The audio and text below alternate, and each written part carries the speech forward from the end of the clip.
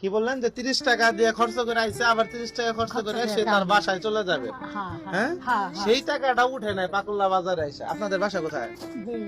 দেলদুয়ার। এই বয়সে আপনার ছেলে মেয়ে নাই, স্বামীও নাই, মেয়েও নাই, একটা সন্তান, তাও ছেলে হাঁপানিতে ভুগতেছে। এই যে আজকে যে 30 টাকা উঠলো, বাসায় যেয়ে কি রান্না করে খাবে 30 টাকা দিয়া?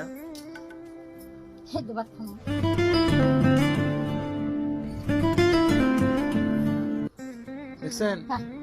হ্যাঁ, হিন্দু ভাত খাইবো, হ্যাঁ, তারপরেও কিন্তু হাসি মুখ। আর আমরা গোস ভাত খাই নিয়েও হাসি মুখে থাকতে পারি না। দাদা আল্লাহ কইছে একদিন সিদ্ধ ভাত খাবে, একদিন লবণ দিয়ে কাঁচামরিচ দিয়ে খাবে, একদিন ডাল ভাত খাবে, একদিন আবার আল্লাহ আবার ওই যে দেখে নিয়ে ভালো মন্দ দিব, সেদিন ভালো মন্দ খাবে। যে রাস্তা দিয়েছেন এই রাস্তা ঠিক মতো চিনতে পারেন না, বুঝলে যান। হ্যাঁ, একেবারে আল্লাহ কসম।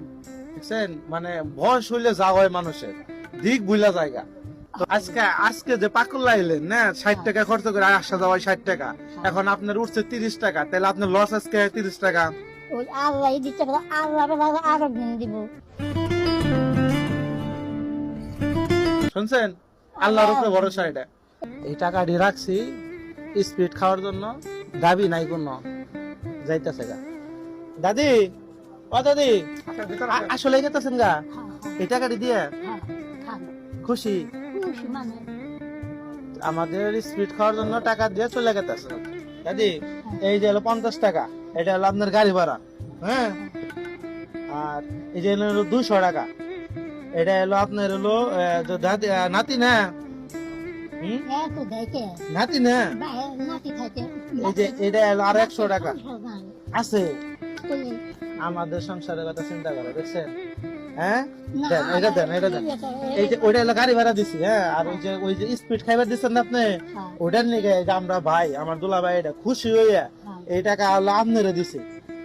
আপনিও দিচ্ছেন, আমরাও দিচ্ছি। এটা আল্লাহ ব্যবস্থা করছে। আল্লাহ, আল্লাহর উপরে আপনি বিশ্বাস রাখছিলেন না, এটা আল্লাহ ব্যবস্থা করছে।